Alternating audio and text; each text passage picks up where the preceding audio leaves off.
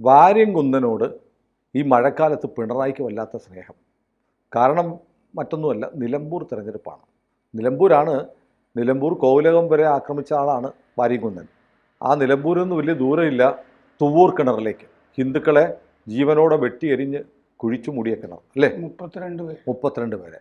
അവിടെ തിരഞ്ഞെടുപ്പ് നടക്കുന്നതിന് മുമ്പ് വാര്യംകുന്നനെ പിണറായി വിജയൻ വീണ്ടും പ്രകീർത്തിക്കുന്നു. എന്താ സംഭവം? അതായത് സ്വരാജിന്റെ റാലി ഇന്നലെ തെരഞ്ഞെടുപ്പ് കൺവെൻഷൻ അത് ഉദ്ഘാടനം ചെയ്യുമ്പോഴാണ് പിണറായി വിജയൻ പറഞ്ഞത്, വാര്യംകുന്നനെ ചതിച്ച നാടാണിത്, നമ്മളെയും ഒരാൾ ചതിച്ചു, PV അൻവർ, അതിന് മറുപടി കൊടുക്കുന്ന തെരഞ്ഞെടുപ്പായിരിക്കും ഇതാണ് പറഞ്ഞിരിക്കുന്നത്. അപ്പോൾ തെരഞ്ഞെടുപ്പ് കൺവെൻഷൻ ഉദ്ഘാടനം ചെയ്തുകൊണ്ട് തന്നെ വാര്യംകുന്നനെ ഇങ്ങനെ ആവാഹിച്ചു കൊണ്ടുവന്നിരിക്കുകയാണ്. തെരഞ്ഞെടുപ്പ് തുടങ്ങുമ്പോൾ തന്നെ ഈ നിലമ്പൂർ കേന്ദ്രമായിട്ട് മറ്റേ ധൗള എന്ന് പറഞ്ഞ രാജ്യം ഉണ്ടാക്കും, ധൗള ഉണ്ടാക്കും എന്ന് പറഞ്ഞ്, ഈ മലയാള രാജ്യം എന്നായിരുന്നു അതിന്റെ പേര് എന്നൊക്കെ ജലീലിന്റെ PhD തീസിസ് ഇതാണല്ലോ, മലയാള രാജ്യം എന്നായിരുന്നു അതിന്റെ പേര്. അദ്ദേഹം ദേശാഭിമാനിയായിരുന്നു എന്നൊക്കെ വരുത്താൻ വേണ്ടി ചെയ്ത പരിപാടിയാണിത്. ഇത് ശരിക്കും ഇതിന്റെ ഔദ്യോഗിക ചരിത്രം എഴുതിയിരിക്കുന്ന R.H. ഹിച്ച്കോക്ക് എന്ന് പറഞ്ഞ അന്നത്തെ ബ്രിട്ടീഷ് പോലീസ് സൂപ്രണ്ട് ഇതിന്റെ ചരിത്രം മുഴുവൻ എഴുതിയിട്ടുണ്ട്. അതിന്റെ പേര് ധൗള എന്നായിരുന്നു എന്ന് അതിൻ്റെ അകത്ത് ഉണ്ട് താനും. ഈ നിലമ്പൂർ കോവിലകം ആക്രമിക്കുന്ന സംഘത്തിൽ വാര്യംകുന്നൻ ഇല്ല. അത് പക്ഷേ വാര്യംകുന്നന്റെ സംഘമാണ്. അതെ, വാര്യംകുന്നൻ ആ കോവിലകത്തിന്റെ വാതിലിൽ ഇപ്പോഴും അന്നത്തെ വെട്ടുപാടുണ്ടെന്നൊക്കെ പറഞ്ഞു കേട്ടിട്ടുണ്ട്. അതെ, അതായത് 16 പേരോളം, അതിലൊരു അന്തയും ഒക്കെ ഉണ്ടായിരുന്നു.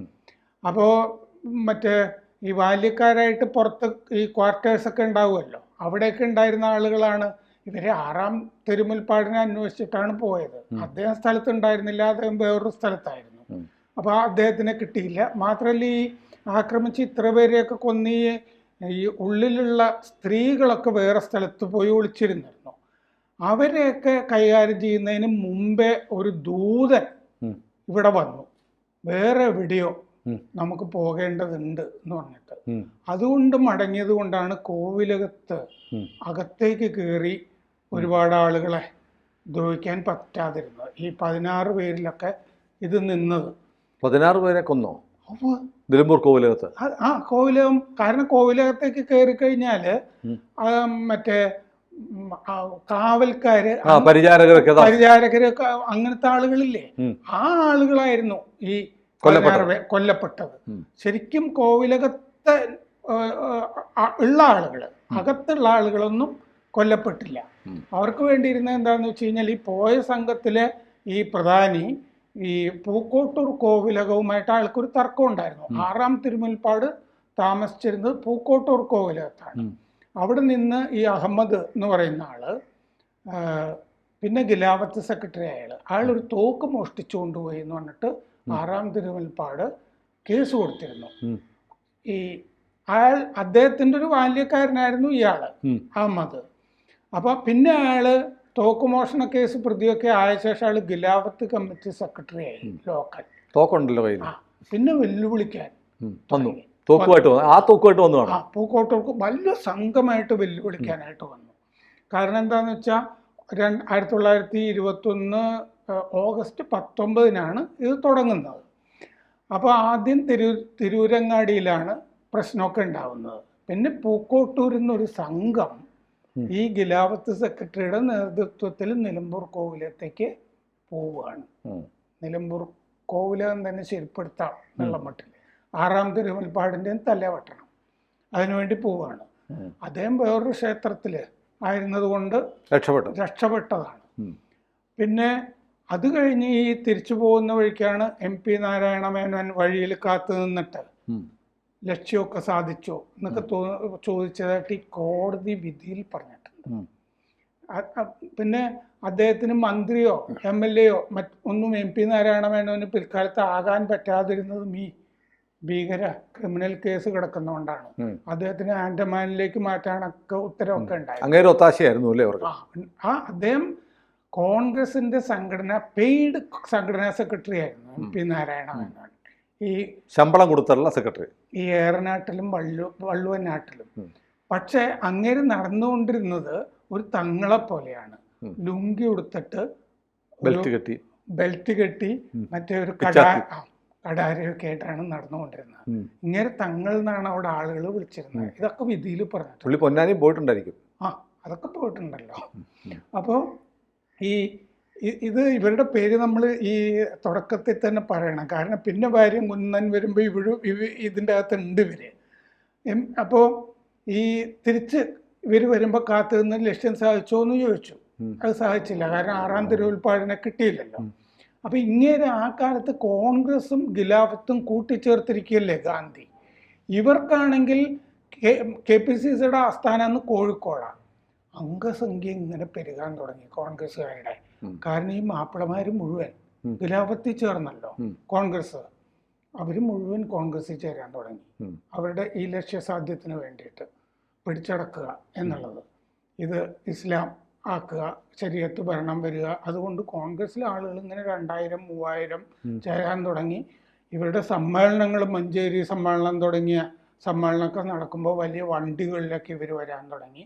അതിനു മുമ്പ് തൃശ്ശൂർ ഒരു ഡ്രസ് റിഹേഴ്സൽ, ഇവിടെ നിന്ന് കുറേ ആളുകളെ കൊണ്ടുവന്നിട്ട് തൃശ്ശൂർ സംഘർഷം, ക്രിസ്ത്യാനികളും ഹിന്ദുക്കളും തമ്മിൽ ഒരു സംഘർഷമൊക്കെ അതിന് മുമ്പ് ഫെബ്രുവരിയിലൊക്കെ ഉണ്ടായി, ഈ ഓഗസ്റ്റിന് മുമ്പ്. അത് കഴിഞ്ഞ് ഈ ക്രിസ്ത്യാനികളും ഹിന്ദുക്കളും തമ്മിലാണോ സംഘർഷം തൃശ്ശൂരുണ്ടായത്? തൃശ്ശൂരുണ്ടായി. അപ്പൊ അത് കൈകാര്യം ചെയ്യാനായിട്ട് ഇവരെ കൊണ്ടുവന്നു. ഇവരിതിന് പറ്റിയ ആളുകളാണെന്ന് അറിഞ്ഞിട്ട് കോൺഗ്രസ്സുകാര് ഇവരെ രണ്ടു കൂട്ടരെയും ശരിയാക്കാൻ വേണ്ടിയിട്ട് ഇവരെ കൊണ്ടുവന്നു. അപ്പോൾ അന്ന് ഈ CR യുണ്ണി എന്നൊക്കെ പറഞ്ഞ നേതാവൊക്കെയുള്ള കാലഘട്ടമാണത്. AR മേനോൻ, ഇങ്ങനത്തെ കാലഘട്ടം. അത് വേറൊരു സംഭവമാണ് അതിൽ തന്നെ. അത് കഴിഞ്ഞ് ഈ മാപ്പിള ലഹള തുടങ്ങിയ ശേഷം സംഭവിക്കുന്നത് എന്താണെന്ന് വെച്ചാൽ, ഈ പൂക്കോട്ട്, ഈ കോവിലക ആക്രമണം, ഇതൊക്കെ നടന്നല്ലോ, തിരൂരങ്ങാടി ആക്രമണം. ഇയാൾ പ്രത്യക്ഷപ്പെടുന്നത് പിന്നെ മഞ്ചേരിയിലുമൊക്കെ 26-ാം തീയതിയാണ്, ഈ വാര്യൻ കുന്നൻ. കാരണം ആലി മുസലിയാരെ ഒളിച്ചിരുന്ന ആലി മുസലിയാരാണ് ശരിക്കുള്ള ഒറിജിനൽ നേതാവ്. ആദ്യം തന്നെ ഈ സുഹദാക്കളുടെ ഖബറിൽ പോയി ഈ ചാവേറാകാൻ ഉദ്ദേശിച്ചിരിക്കുന്ന ആളുകളെയൊക്കെ കൊണ്ടുപോയി പ്രാർത്ഥിപ്പിച്ച്, റമസാൻ കാലത്ത് തന്നെ ജൂണിൽ തന്നെ പ്രാർത്ഥിപ്പിച്ച് ശരിയാക്കി ആസൂത്രണം ചെയ്തത് ആലി മുസലിയാരാണ്. ആലി മുസലിയാർ ഒളിച്ചിരുന്ന പള്ളി ഏതാണ്ട് ആക്രമിച്ചു എന്ന് പറയാം. ആലി മുസലിയാരെയും കൂടെ ഉണ്ടായിരുന്നവരെയും തടവിലാക്കി ഹിച്ച്കോക്കും സംഘവും പിടിച്ചുകൊണ്ടുപോയി. ആമു എന്ന് പറഞ്ഞ DYSP മുസ്ലിമാ, DYSP SP ഹിച്ച്കോക്ക് ബ്രിട്ടീഷുകാരൻ.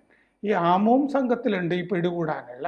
പുറത്ത് വരാനൊക്കെ വിളിച്ചു പറഞ്ഞു. ഇവർ പുറത്ത് ആദ്യമൊന്നും വന്നില്ല.